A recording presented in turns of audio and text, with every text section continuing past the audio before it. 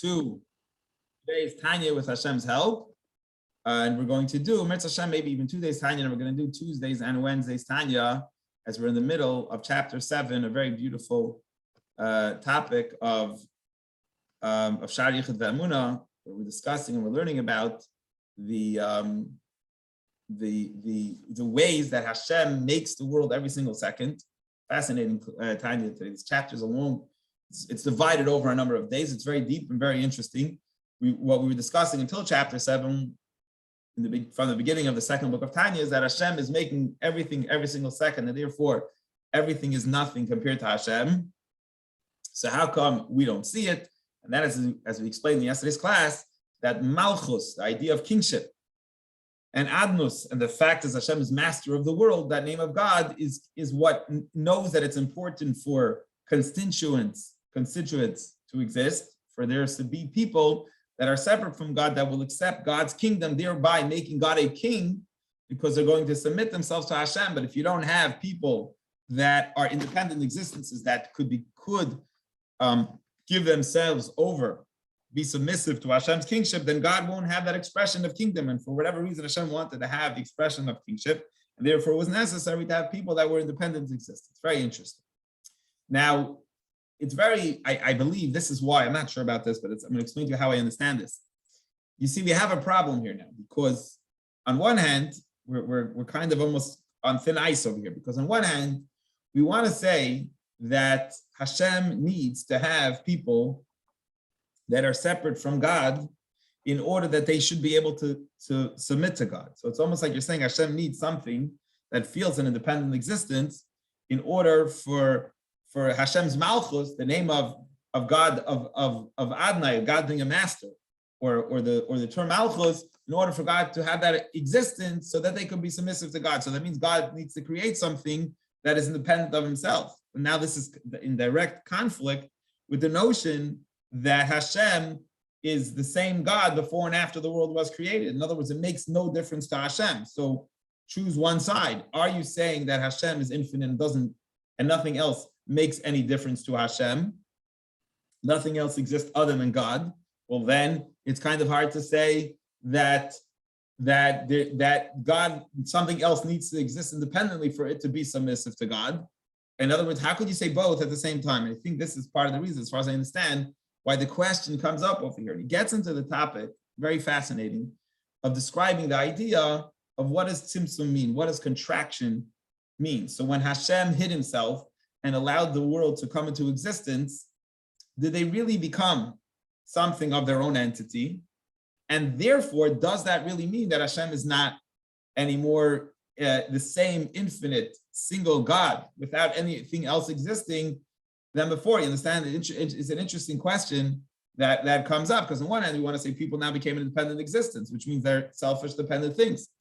But then, do we say that causes an effect by God? And somehow the Rebbe is saying that you could have both, you don't have to choose one of another.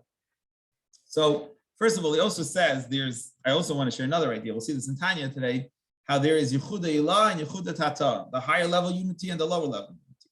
Higher level unity means that the energy of Malchus and Adnus, the attribute of God, that energy that wants to bring the world into existence, that it should be a separate entity, recognizes the necessity for that, it feels there's a necessity for that, is like the ray of the sun, that attribute of God as it exists within the sun before it came out, meaning that it recognizes that Hashem is the only real thing and there really is nothing else but Hashem. That is called Yechuda Ilah. That is called the divineness, the oneness of Hashem as it exists from God's perspective. But then there's something as it exists from the human perspective, Yechuda Ilah, the God's unity, the lower kind of God's unity, and that is how Malchus and Adnus, the divinity of God as it exists in the attribute of kingship and master, as that goes away kind of and creates a physical world. Now, although it's now moving out and creating the physical existence of the world, the name of Hashem, Havaya, which is infinite, goes together with it into the world. It still exists there where the world's being created. So you have, I guess, a sense, which is before it, in the steps, before it creates the physical world, as it exists within Hashem, and therefore it doesn't exist. Nothing else exists but Hashem. And then you have the perspective of how it did create the world. We're finding the world is in existence, But even though the worlds are in existence now, since Hashem is still infinite, Hashem goes in everywhere and even goes in to the way the physical world is created, it doesn't exist. But in other words, I guess you start maybe from a starting point which it never existed, or do you start from a starting point which it exists, but it really doesn't exist because Hashem is even there too. So in other words, they both don't exist relative to Hashem, but I guess because everything is perspective, do we start from the perspective that the world is real, and then we figure out, oh, we're not really real because we really know Hashem is making it every single second and it's nullified to God, or do we start from the perspective that there was no world that was real to begin with and everything is just nullified to Hashem? It needs further clarification, but just to share with you kind of the idea, let's see it in today's Tanya now. And behold, even though God himself, as he explained in the earlier day lesson, explaining the divinity of Hashem, how the sun rays are within the sun, and there is nothing else but the sun, nothing else but Hashem, even though we say that Hashem is created time and place, and he's higher than time and place, and therefore time and place doesn't really exist because it's null. The energy that made time and place is nullified to Hashem. Nevertheless, even so, Hashem also exists as it does, as the idea, the attributes that create the physical world make them into at least what it seems like an existence to our perspective. And that infinite name of God comes down and exists in the physical existence of the creation.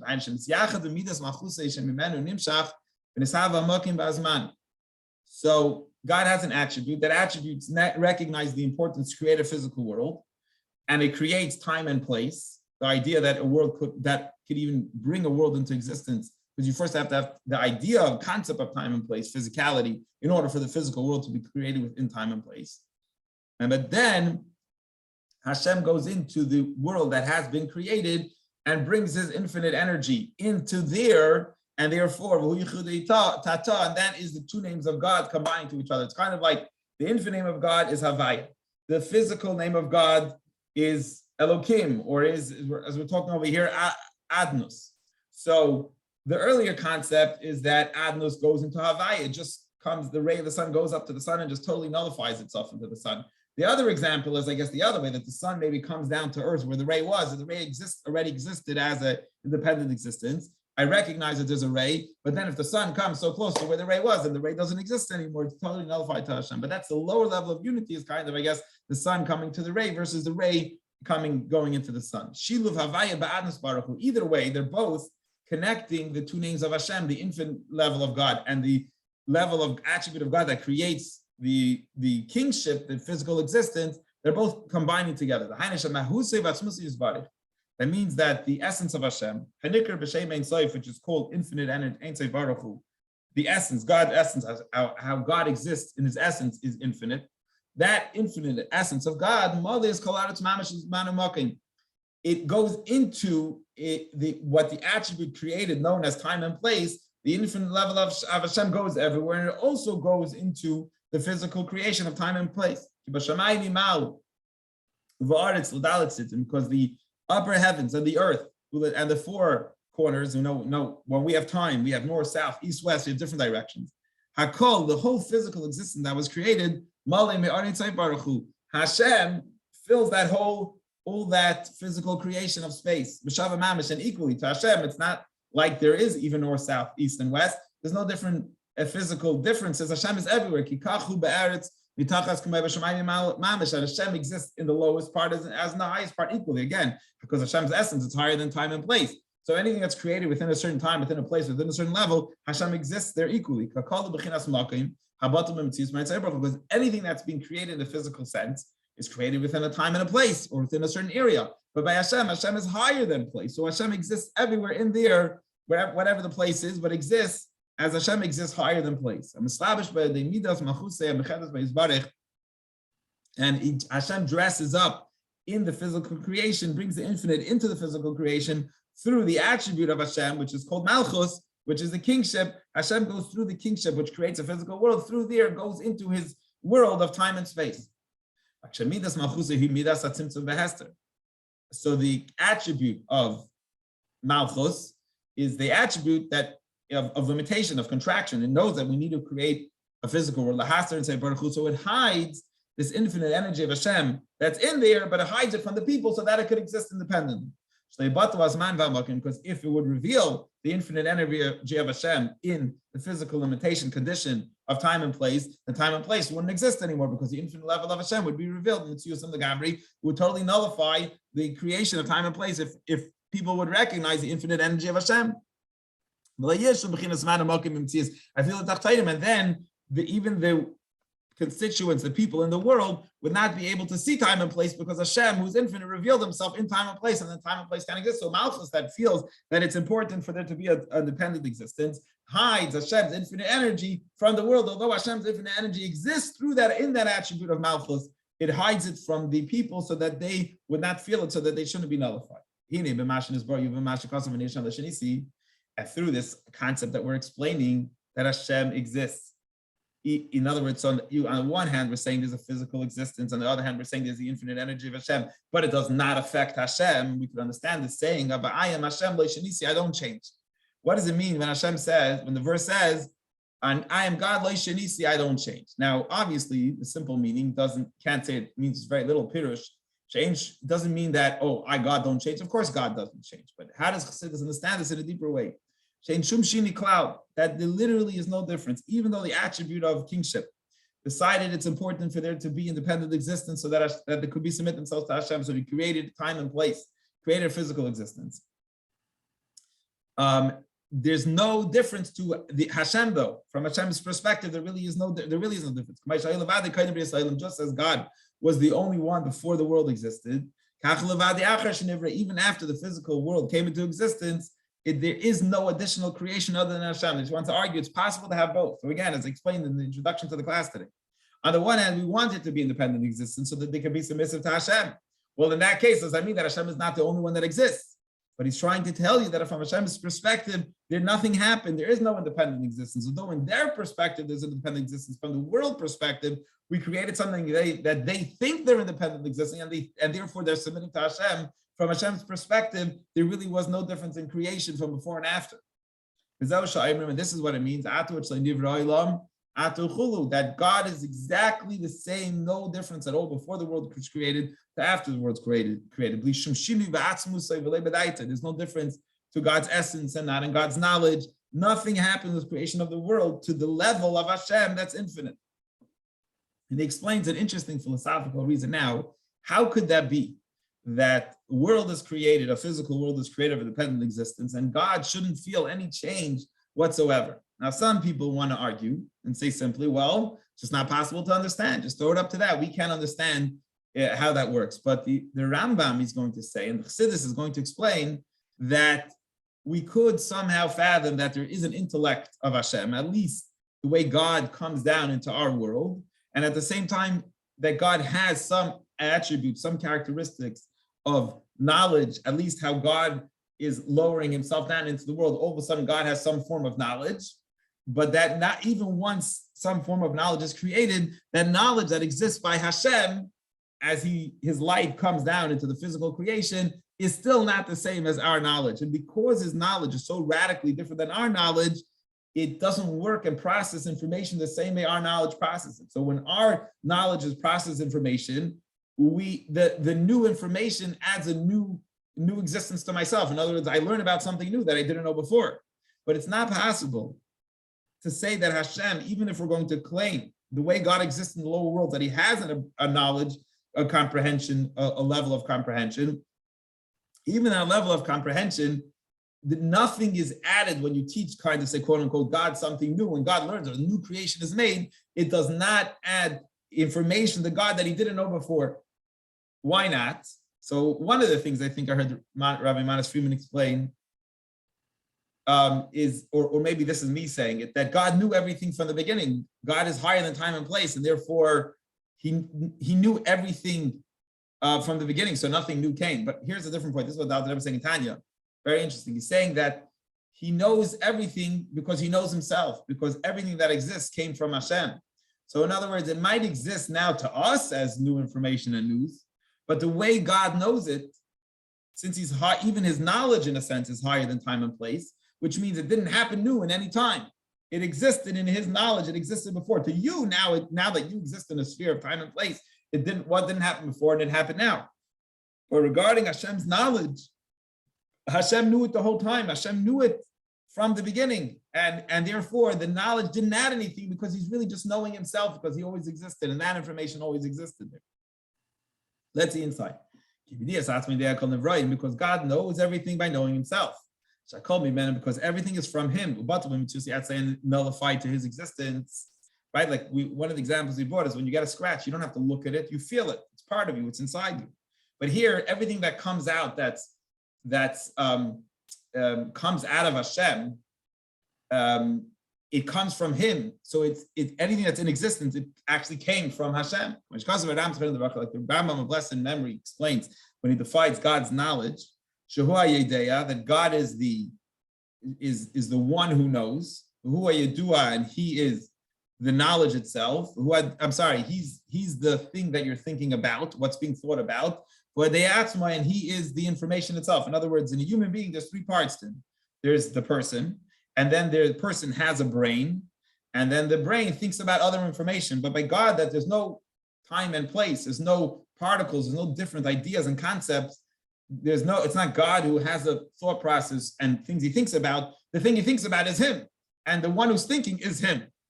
And therefore, Hashem doesn't understand things. Therefore, our brain and Hashem's brain doesn't work in the same process, at least as I explained. At least the way Hashem's brain comes down, as Hashem exists independently, higher than creation, you can't even use the term brain.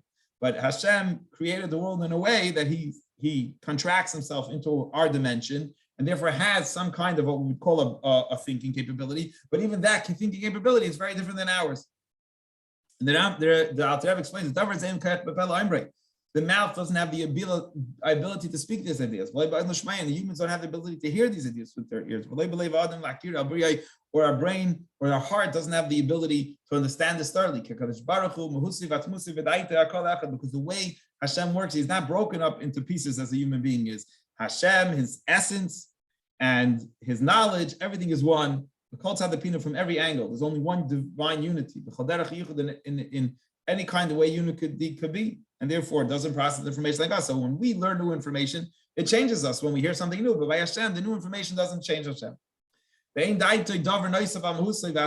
Hashem's knowledge is not adding, he knows something new. It's not possible for Hashem to know something new, as in human beings. Because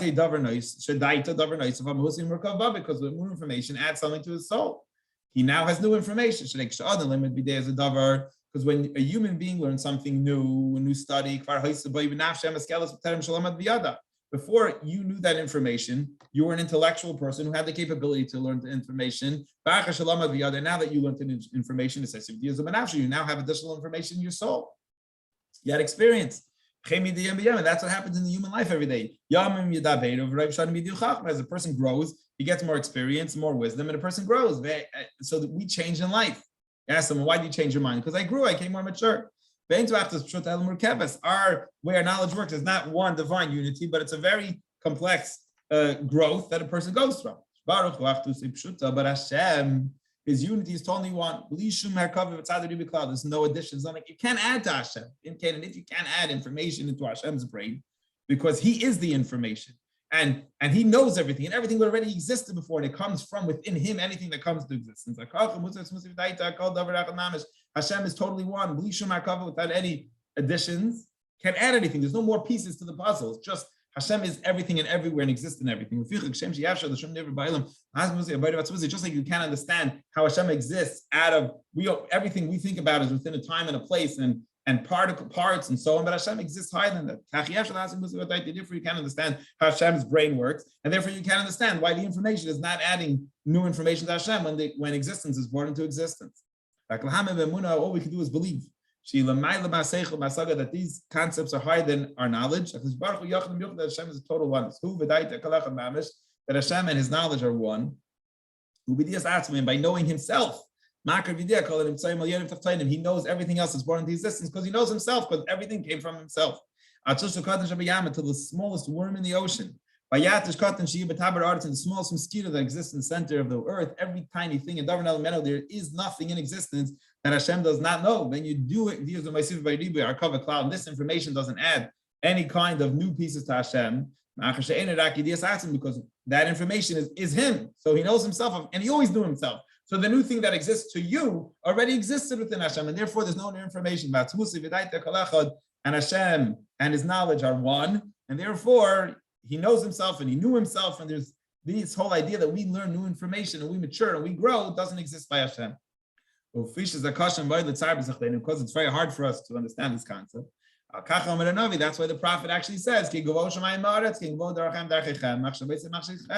just as the heaven is so far from the earth, so too my mannerisms and my thoughts are higher than yours. It says you think by intellectualizing you're going to find God. In other words, you can't be smarter and smarter and smarter until you find God. That's not the way you find God. To understand God. You think you could see God and exist as a man. Because human beings, they see stuff. You understand, you learn something new. Oh, wow, I got new information to myself.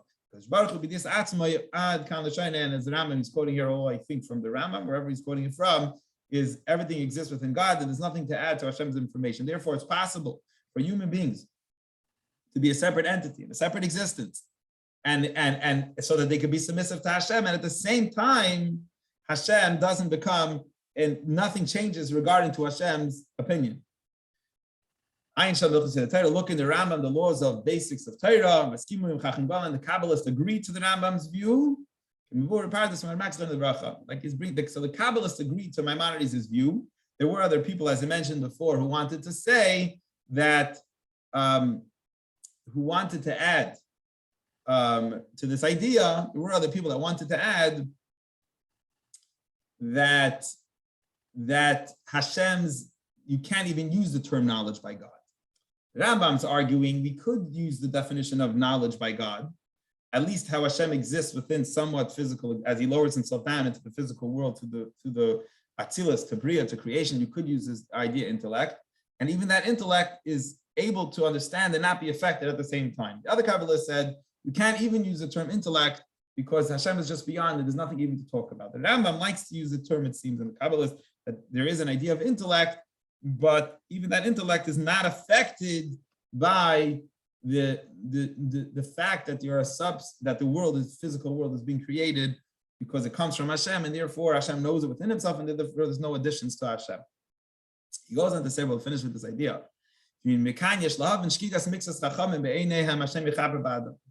some of the mistakes of the scholars, that Hashem should forgive them for the mistake that they made. What did they make? Famous debate here in Hasidic philosophy about how to understand how the world came to exist. Let's read what they said. They made a mistake when they were learning the great Kabbalists' writings. May his name be blessed. The Arizal says that when Hashem created the contraction, the tzimtzum, that contracted Hashem's light, they understand it literally, that in order for Hashem to bring originally the world into existence, Hashem literally had to move himself away in order for the physical creation to exist. And he explains their idea. God forbid to say this, Alter Rebbe says, that God, the way they understand it, literally and physically, that God removed himself, his infinite light, in order to allow the creation of the physical world.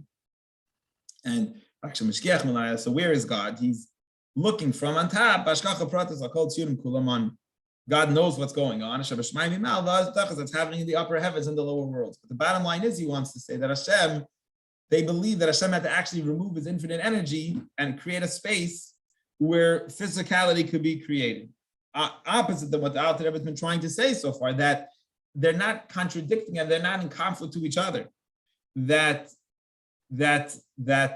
the physical world is created because Malchus is hiding the infinite level of Hashem from the creation, but never did Hashem ever change or anything. Hashem move himself to the side because Hashem is not affected by creation at all. So how could creation be brought into existence? There's a contraction, but the contraction is only to the perspective of the creation, not to Hashem. So the Alter Rebbe is going to argue his points now why this can't be true, to say Hashem moved himself on the side. Can't at all say by God that God contracted and moved himself to the side, because only a creation could be moved away. In other words, that's a human experience to say move something to the side. So it's experience that happens where there's a defined place and you can move things side to side in that place. But God is infinitely greater than the whole idea of space. So you can't say God moved himself aside from a certain place. Hashem's whole idea is that space is nothing compared to Hashem. So that's number one. And also it doesn't make sense, not logically, because every Jew believes that Hashem knows everything that happens to every creation.